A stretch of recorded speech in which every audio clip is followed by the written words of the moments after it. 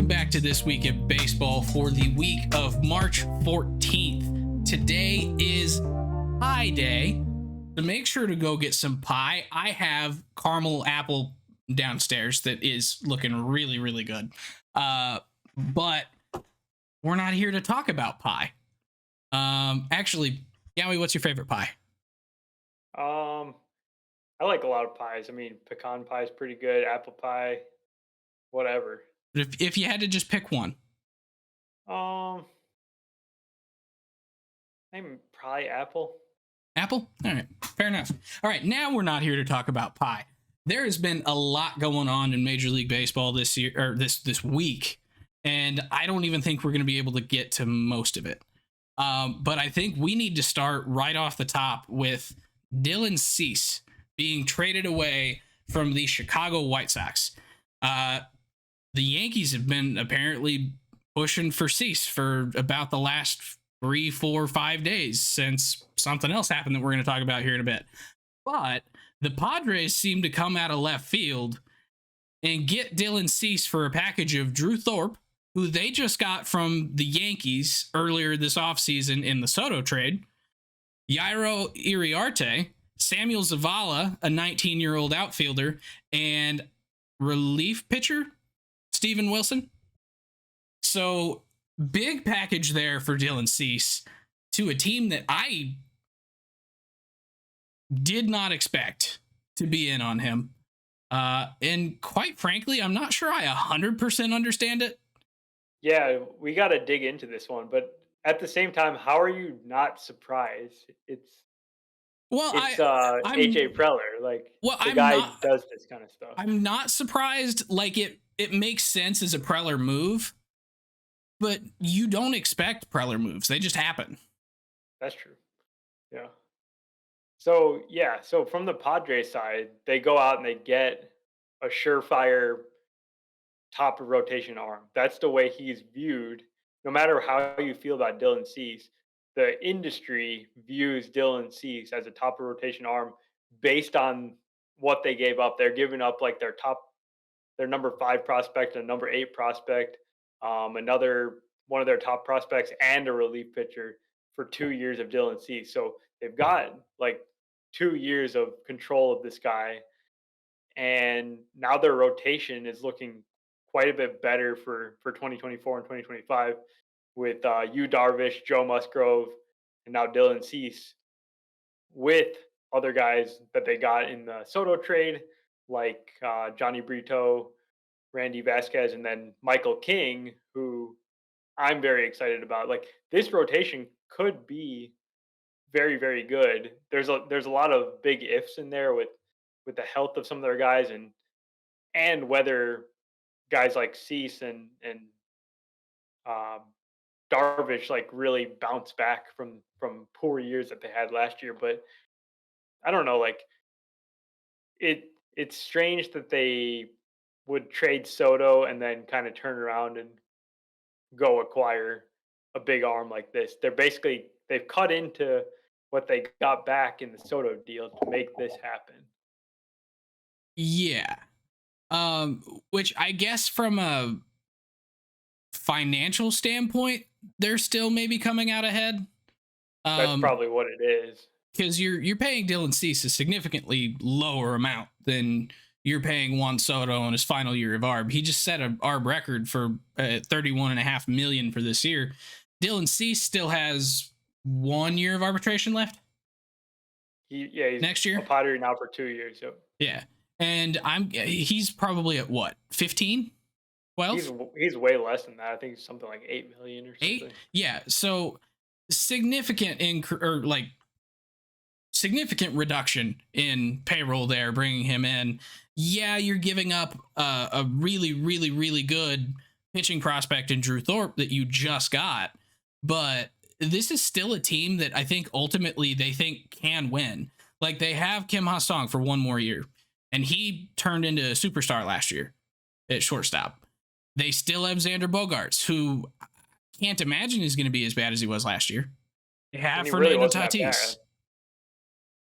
Well, and I expect him to be better. So, yeah. Yeah, so fair enough. They still have Fernando Tatis.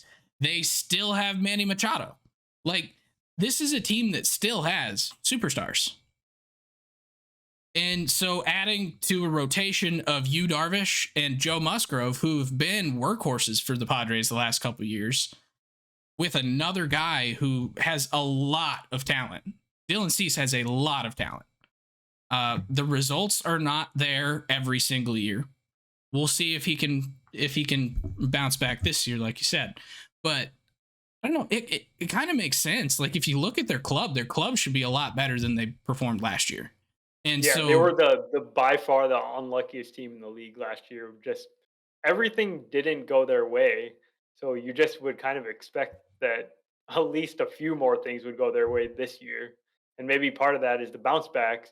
The other part that you mentioned that I think is really important here is why would this team mail it in? You know, with the core that they have, there's zero reason that they should not be trying every single year right yeah, now. and I mean, they still have prospects even after this move, because they still have Jackson Merrill, who's likely going to be in the opening day lineup, I think, right?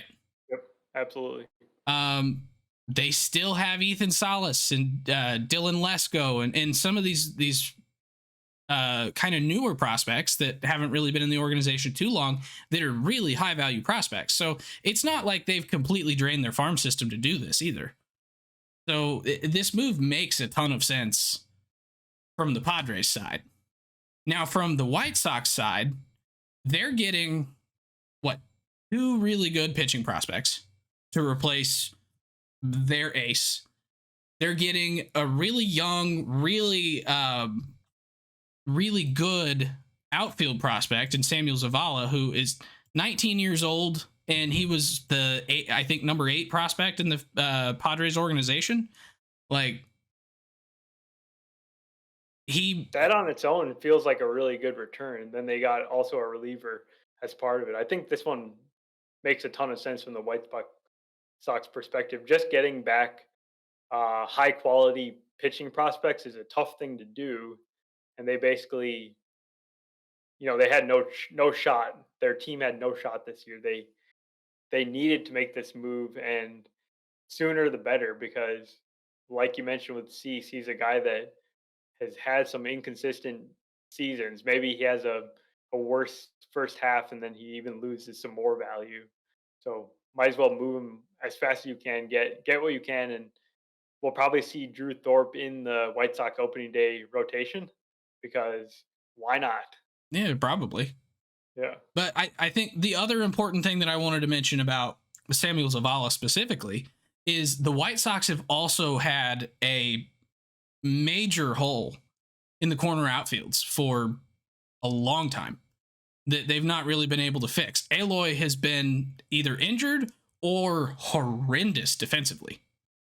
And so outside of Luis Robert, they've just not really had good options in the outfield. And Zavala is not close. He just made it to high A last year, 14 games there. He had a rough start, but at single A last year, in 100 games, he had 14 home runs, a 20% walk rate, a 26% K rate, and hit 267. Is an 18-year-old at single A. So he's shown a lot of tools in the minors so far. And I think that is maybe the key here. If he can actually develop into a good outfielder for the White Sox, he alone is probably worth this trade here.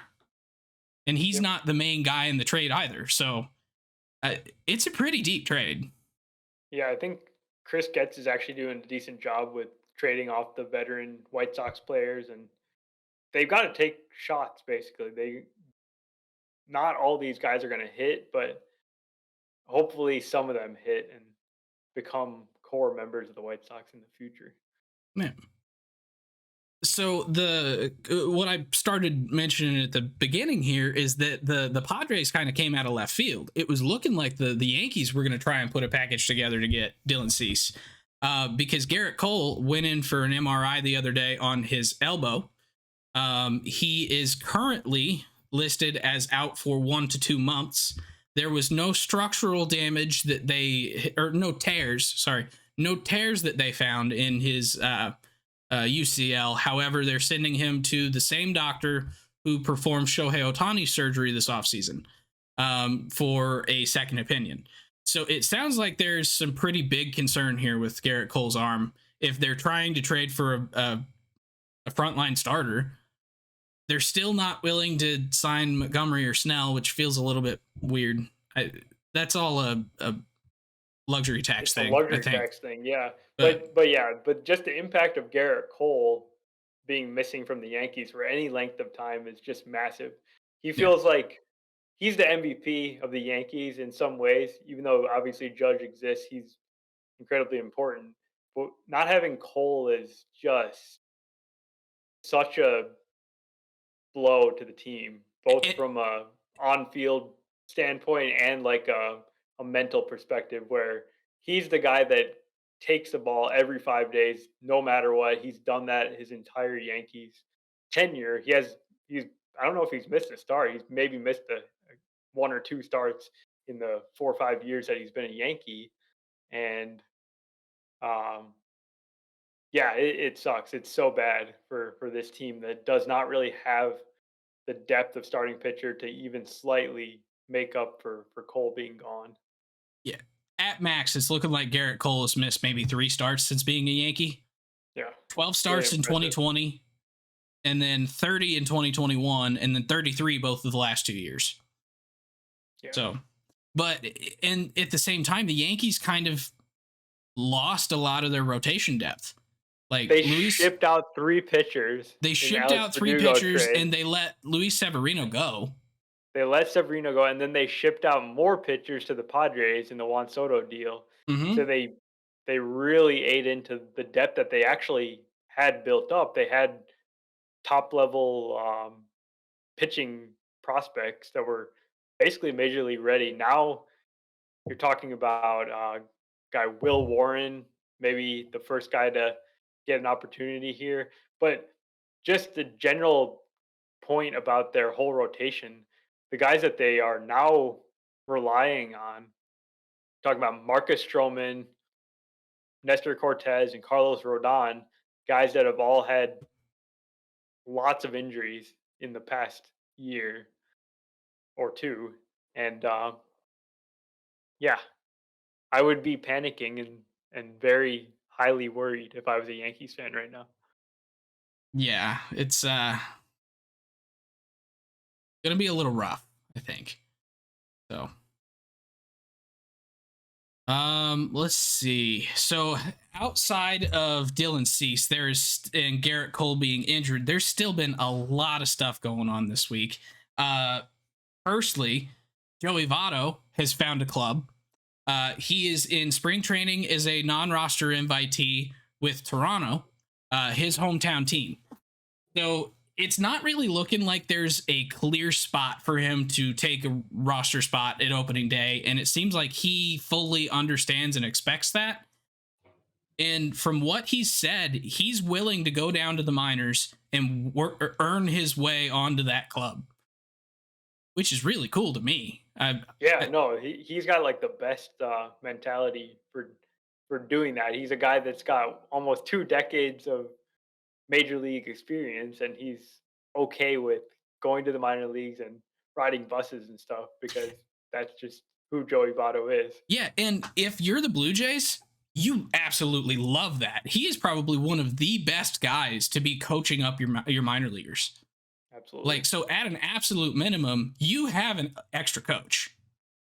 And best case scenario, if a guy like Kevin Biggio or the second baseman, what's his name? David Schneider, The other one, the worst one. Santiago Espinal. Yes. Like, if some of these guys really, really struggle, it potentially opens up a bench spot for Joey Votto, at which point, if Justin Turner gets hurt, you got a DH spot open. It like there's a world in which you could see Joey Votto getting up to this major league club at some point this year, plus the benefit of having him coaching your minor leaguers. he still gets to play ball, which he very much, he's the anti-Rendon. Like, Anthony Rendon does not care about the sport. Joey Votto only cares That's about the all he sport. cares. Yeah. And he's happy all the time. It's not like he cares about the sport and he's one of those crotchety old men that thinks the sport's changing and he doesn't like it. He embraces all of it. Every bit of the game, he just wants to play. And it's amazing. I love it. Absolutely. Yeah, it's going to be I think there's a high likelihood that he is going to play a role on this team because I think he could still hit Yeah. and kind of attrition finds a way. He's going to be on this team. He's better than Daniel Vogelback. Come on. Yeah, I 100% agree. Uh JD Davis. And you're going to have to explain this to me. JD Davis has been cut by the Giants, apparently through some loophole in the CBA. Yeah, so in the latest CBA, the players got a big win in their eyes because arbitration players had fully guaranteed deals. Mhm. And that was a new addition in the CBA. However, there's a loophole that if that player is cut um, before the season starts, they only are owed a 30-day or 45-day, basically severance pay. And so JD Davis was scheduled to make about $7 million this year, a little bit less than 7 million. He won his arbitration case, and then the Giants cut him after signing Matt Chapman and not really having a spot on the roster for him. We talked about that last week. And so JD Davis is, instead of earning about 7 million, he's going to be getting about 1 point something million in his 30-day severance pay. And that's like, it feels so cold blooded by the Giants. Like, I understand why they did it because they wanted to save the money and he doesn't really fit the club, but it's also like, it's like unfortunate that it had to happen like that. Yeah, like they didn't even try and trade him. They tried, but who's going to want to take it when they basically have no? I mean, the Giants probably didn't want to trade him because they were getting basically nothing in return. Yeah, like they didn't have any leverage. I They get had no that, leverage. but it, like towards the end of spring training too. Like, Yeah, that's not exactly an easy time to find a job. It's like the timing of it all is the worst part. It's like they didn't give him an opportunity to go and find a different club. They didn't help him find a different club by trading him. They didn't, like, I don't know. I wouldn't be surprised if he doesn't play this year. Like, I think he'll find a team, but I don't know that he'll get a major league deal. yeah, no, that's very very true. Yeah, and So, this is just the the thing that I wanted to mention is that this is just another area of the CBA that seems like it's not really benefiting the players that much, and the owner side keeps winning on every front of this deal, yeah. And we were still excited that it was probably the most player friendly CBA in a while. but it still wasn't good. I was going to say it's relative. Uh, Brian Bayo with a 5 year 88, no, 6 year 88 extension. I think it was 55 million. Oh, maybe that's what it was. Yeah, that makes more sense. 6 year, $55 million extension for Brian Bayo with the Red Sox.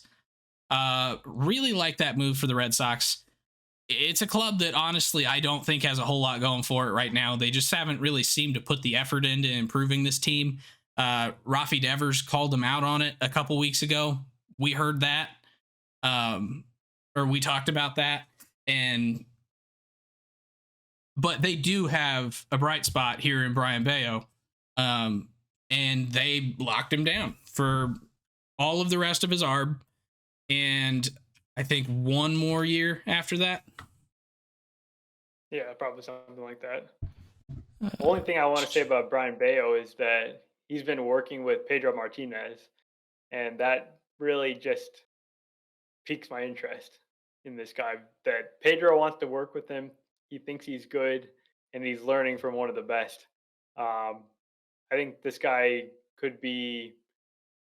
He's not. I don't know if he's going to become an ace, but he's going to become just super reliable and a guy that the Red Sox can just count on to be a steady member of their rotation for a long time now.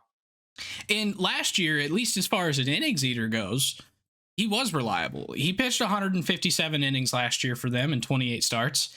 His ERA wasn't great, 4.25, but I mean, there's also much worse pitchers in the league than that. That's Like, average. yeah, it's not like he was bad, but if he improves over that and gets like his walk rate is down around 6%, his K rate is kind of low. I think that's the biggest thing for Bayo is he's only got about a 20% K rate. Like, if he can increase his Ks a bit, I think he's going to be just fine. He'll be a really, really good pitcher. I can confirm they bought out a year of ARB and then have a club option on top of it. Cool. So, see anything else on Bayo? Nope. All right. So, Mookie Betts might be the greatest everyday second baseman who never played a game at second base after being named the everyday second baseman. Am I wrong? You are not wrong. The Okay. man can do anything. He's like Superman. So for those of you that are confused by my wording there, Mookie Betts has not yet started the season where he was named the everyday second baseman. He has now been moved permanently, for now, to shortstop. So right fielder becomes second baseman, the anti Hank Aaron, because Hank Aaron went second base to right field. Mookie's going right field to second to short. And he played all three positions last year, and he played them all well. So, like, I'm not concerned about him playing short. It's just not a normal career path for a major leaguer. Not at all. Yeah. But he handled those positions well. I don't know if he's necessarily going to be an elite shortstop, but he's probably going to hold his own because he seems to be able to figure out how to do just about anything on a baseball field. I wanted to talk about this more from the Gavin Lux perspective because he was the guy that was projected to be the starting shortstop, and he's been having trouble throwing the ball. He's had other fielding inconsistencies in the past, but I do not like this move at all. It feels like panicky. Like why are we not giving Lux some chance to work through this? Like why are we making this switch so soon? It's a little weird to me, and it tells me that they don't really have a whole lot of faith in Lux. It when they made this move, it kind of made me think that Lux is maybe not going to be on the major league club to start the year, or they're expecting to option him at some point. He still has two options left. That would be pretty. That would be pretty rude of them to do It that. But it he's gonna would play be, second, I think. but I mean, he'll start the year at second. But I mean, at some point, if he's not hitting and he's making a whole bunch of errors, I would not be surprised to see them basically cut him loose or option him back down and tell him he needs to go work on it and have some form of Chris Taylor, Kike Hernandez, Miggy Rojas fill in at second base. Like, Could be, yeah. they But I have would have liked three to see second basemen Lux. there. I would have liked to see Lux play shortstop, even if he had some struggles. I think this team is suited to be able to work through some of those with like one player when the rest of the lineup is so solid and doesn't really have many questions. If it's like one guy that's got to work through it, why not? So I forgot they actually also traded for Trey Sweeney this year as part of a opening up a 40-man roster spot. They got Trey Sweeney from the Yankees, who's at AAA as a shortstop. It's possible that they have more faith in the young prospects than they do in Gavin Lux, and this is basically setting up for Lux to be cut and bring Trey Sweeney up and have him play second. I don't know if Lux is in danger of getting cut.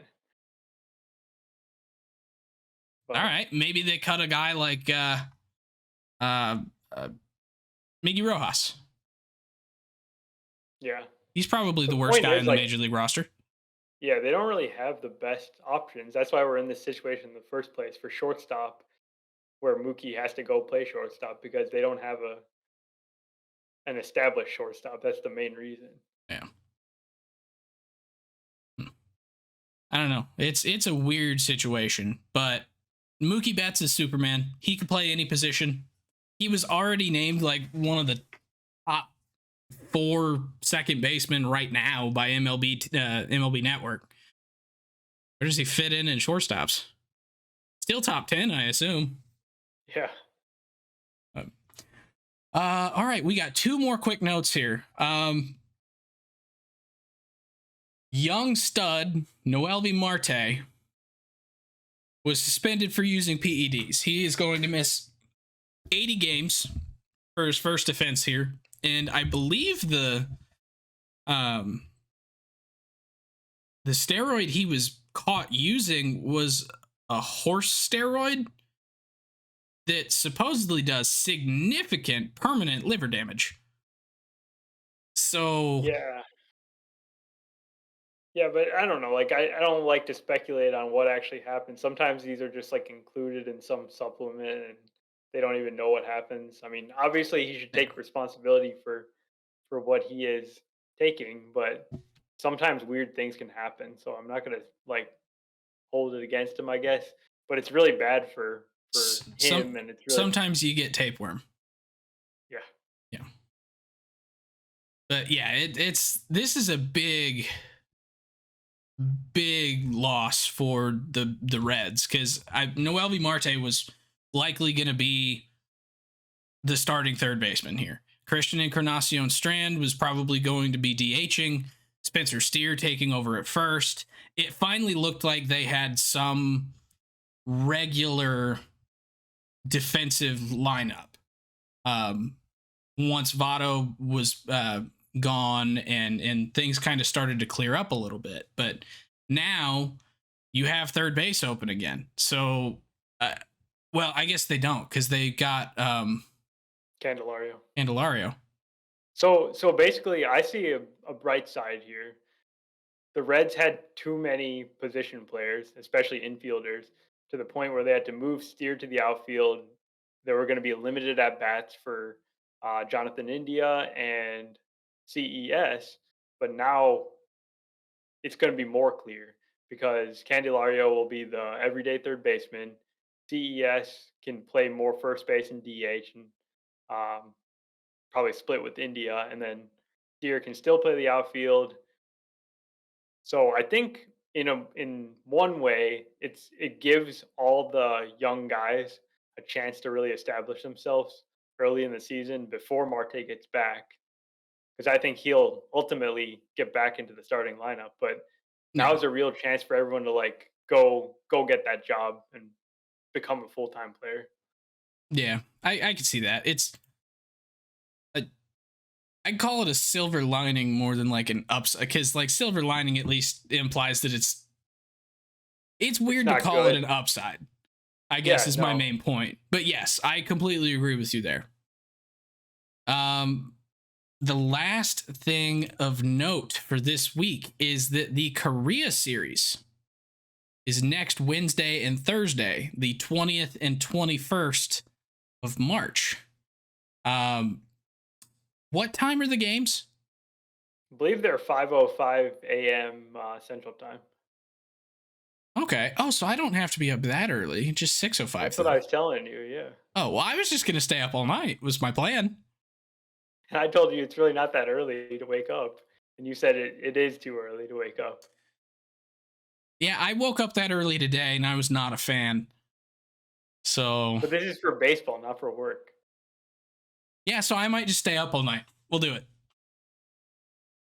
But yeah, so the Korea series between the Padres and the Doyers, Glasnow and Yoshinobu Yamamoto tabbed as the starters for those games. I don't think the Padres have announced their starters, but if it's They've not got Darvish, Darvish and Musgrove. I was going to say if it's not Darvish and Musgrove, I would be shocked. I kind of wish that it was Darvish versus Yamamoto, because I realize that they're playing in Korea and not Japan, but it's still close enough. There's going to be a large, probably Japanese audience out there. So, Yeah, and there's going to be those guys have huge followings in Korea, I assume. So I had the exact same thought that it would be cool if they both faced off, but now it's a chance for one guy to be in each game of the series. So that's cool true. too. That's true. So that it's not like if you don't go to this game, you're missing out. It's you could go to either game. Get the American pitchers. You don't want that, right? Yeah. All right. I like that. But who do you have? It's weird to predict just one series here, but who do you have as the winners of this 2-game series in Seoul? I think the winners are all the watchers of Shohei Ohtani in his first game as a Dodger. It's gonna be amazing, and I think I'm gonna say that the Dodgers win these games because they're the super team. They're gonna show up. Yeah, but we did talk about the fact that the Padres are significantly better than people are giving them credit for. So, and with the issues here in the middle infield for the Dodgers, who knows? Who knows? Granted, it's just the middle infield, and the rest of the club is elite in a group of elite teams. So, I don't know. All right, cool. Anything else? I don't know. That's it.